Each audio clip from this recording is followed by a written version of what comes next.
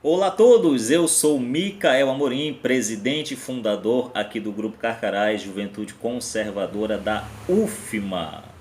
Breve vai haver alteração no nome, então aguarde que vai vir coisa nova por aí, cara. E este é o acréscimo da nossa lista que todo conservador deve ler. Então, se você é conservador, se identifica com o conservadorismo, é eleitor do Bolsonaro, lê o professor Olavo, tá na militância conservadora e você não conhece esses livros, cara, você está fazendo alguma coisa errada, né? Então, é uma lista diferente, não é uma lista das que comumente se divulga por aí, que o Grupo Carcarás entende que o conservadorismo brasileiro ele precisa ser amparado pela cultura ibérica, pela cultura luso-brasileira, como vai chamar o Gilberto Freire.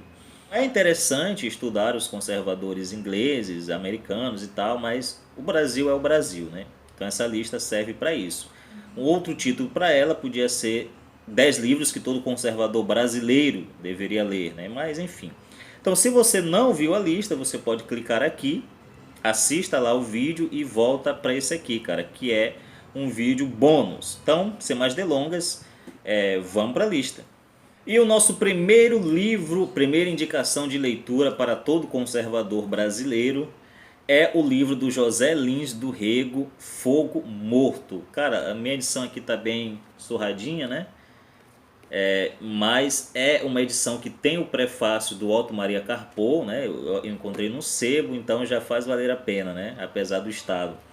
Mas leia qualquer edição que você encontrar, cara. José Lins do Rego, leia tudo que ele escreveu, mas em especial a obra Fogo Morto, aí do brasileiríssimo, como diria o Otto Maria Carpo, José Lins do Rego. Se você quer entender a formação brasileira, se você quer entender o Brasil, cara, o Brasil real mesmo, né?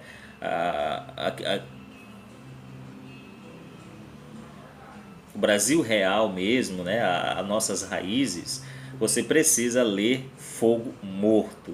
O Otto Maria Carpo, ele chama o José Lins do Rego do último dos contadores de histórias, porque é exatamente isso que ele faz. Ele te conta uma história. Ele não está interessado em te passar uma ideologia, em te convencer de uma posição política. Ele não está com treta, ele está contando uma história. E é isso que um romancista deve fazer, né? Então a obra gira em torno de uma sociedade de engenho e trata da família do mestre José Amaro, né? Que é aí um cara antipático, cheio de si, matuto, autoritário, que fica oprimindo a filha e a esposa. Ele vai tratar muito desse patriarcado ali nordestino, né, de opressão e tal, aonde e que estava chegando ao fim, né? Esse começo aí de uma nova civilização aqui no Nordeste. Então este é o cenário,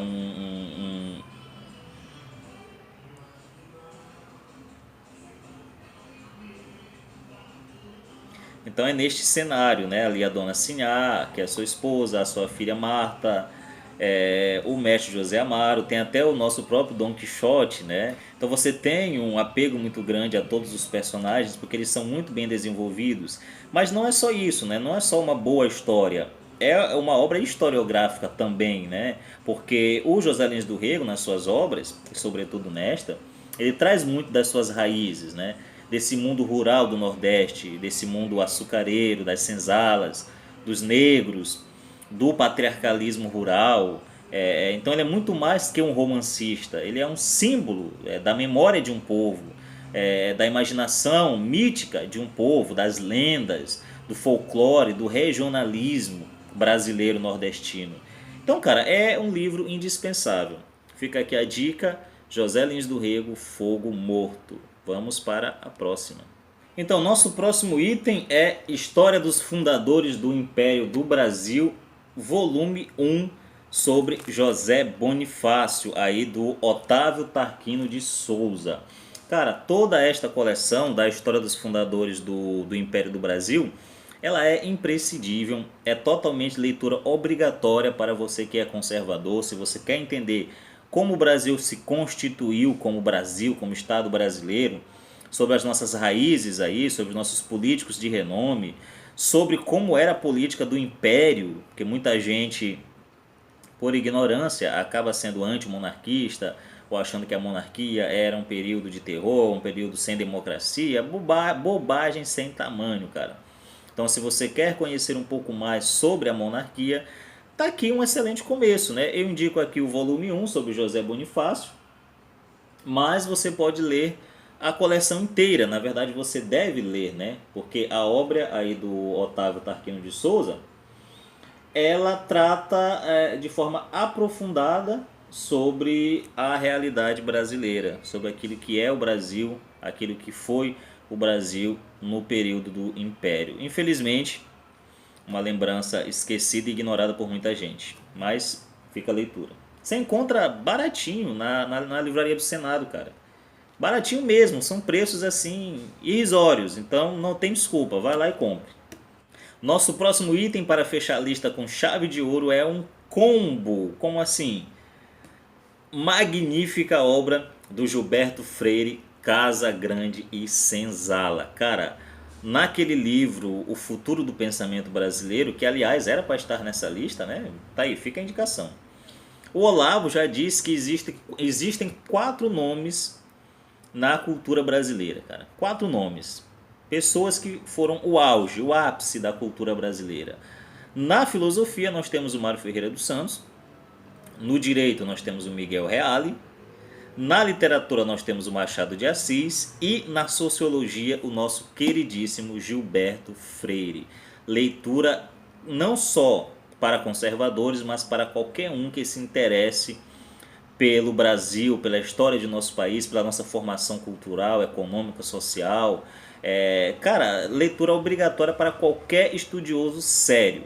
E você que é conservador não pode passar essa vida sem ler a obra do Gilberto Freire. Então aqui eu vou indicar 2 obras, esta é a primeira. Mas, cara, escreva, leia tudo que esse cara escreveu, cara. Tudo, tudo. Notinha de guardanapo, você deve ler. Tudo que Gilberto Freire escreveu é de um valor assim inestimável, né? Então aqui a primeira indicação é o Casa Grande e Senzala. Então o Gilberto Freire vai falar que a Casa Grande ela se completa com a Senzala, né? Não foram coisas separadas, foram coisas que se completavam.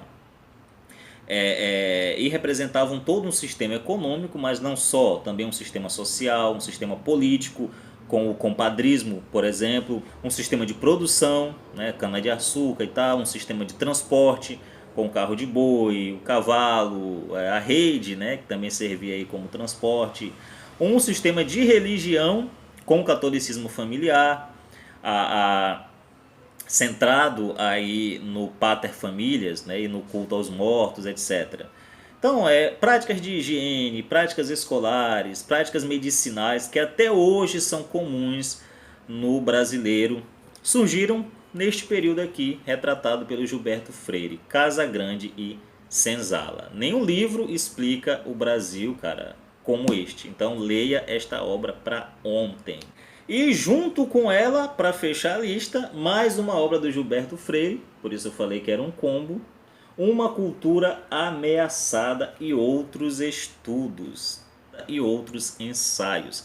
Cara, neste livro ele vai partir aí de um tema antropológico, mas como uma ciência próxima da filosofia social. Ele vai muito além da antropologia usada e da sociologia usadas ali no Casagrande e Senzala. Ele traz toda uma nova perspectiva para a antropologia. Mais do que nos cursos do Levi Strauss, por exemplo, né? O Casagrande e Senzala é uma forma mais abrangente, digamos assim, e ousada de interpretar a forma da cultura brasileira. Estava em formação, né? E que era uma cultura, um encontro de uma cultura civilizante com uma cultura primitiva, né? A cultura portuguesa se juntando aí com a cultura indígena e a cultura africana. Neste livro aqui, Uma Cultura Ameaçada e Outros Ensaios, ele foi além. Ele toma por fundamento uma visão antropológica, só que ele eleva o assunto até uma abordagem filosófica e até literária, eu diria, né? Juntando antropologia, filosofia e literatura em nome da defesa de uma cultura, a resistência da cultura luso-brasileira, como ele vai chamar aqui no livro. que é uma obra que foge do antropologuês, né, ou do sociologuês, desse idioma mais técnico, mais limitado. Não, por ser uma obra literária, de caráter literário, ela é muito mais abrangente. Então Gilberto Freire pôde escrever num português claro, né, claríssimo, aliás, que é a mesma língua de Camões, a mesma língua herdada por nós brasileiros dessa cultura portuguesa. Então o Freire, ele representa nesta obra, em toda a sua obra, a defesa dessa cultura que não é nacionalista, ela é antes binacional. É uma cultura tão brasileira quanto portuguesa, né? Que se uniu aí com a cultura indígena e a cultura africana para a criação de uma cultura meta-racial, como ele vai dizer aqui no livro, que é uma coisa totalmente nova, né? Então o Brasil tem esse mérito de ser uma mistura de raças e de culturas que nunca aconteceu na história do mundo. Aqui, por exemplo, nós criamos uma além-raça, né? Uma superação dessa consciência de origem, dessa consciência de raça pura, que é ideal motor de tanto preconceito, de tanta perseguição, tanto racismo ao redor do mundo, né? Mas aqui não. Aqui a miscigenação brasileira, como vai mostrar o Gilberto Freire, ela não é segregante e nunca foi. Ela é democratizante, ela é até cristianizante, né? Porque o ideal cristão ele esteve aqui nas nossas bases. O primeiro evento público do nosso país foi uma missa. O primeiro nome do Brasil é Terra de Santa Cruz. Então tudo isso contribuiu, esse conjunto de fatores descritos pelo nosso querido Gilberto Freire nesta obra, contribuiu para que o Brasil ele criasse um jeito próprio, uma cultura própria, né? Nós somos brasileiros. E o que é ser brasileiro? Para isso, essa lista de indicações, né? Nós temos que parar de macaquear e plagiar o inglês, o americano. Claro, aprender com eles aquilo que deve ser aprendido, mas sem negar nossas raízes. Porque ao fazer isso, nós perdemos a nossa identidade e cometemos erros drásticos, como acreditar que o Brasil, por exemplo, tem uma cultura racista, né? Tentando plagiar o movimento aí negro lá nos Estados Unidos. Então, se você gostou deste adendo à nossa indicação de livros conservadores, comenta aqui embaixo o que você acha, se você tem algum acréscimo valioso à nossa lista, já comenta aqui embaixo, que a gente vai pegar, vai anotando, vai pegando as dicas, né?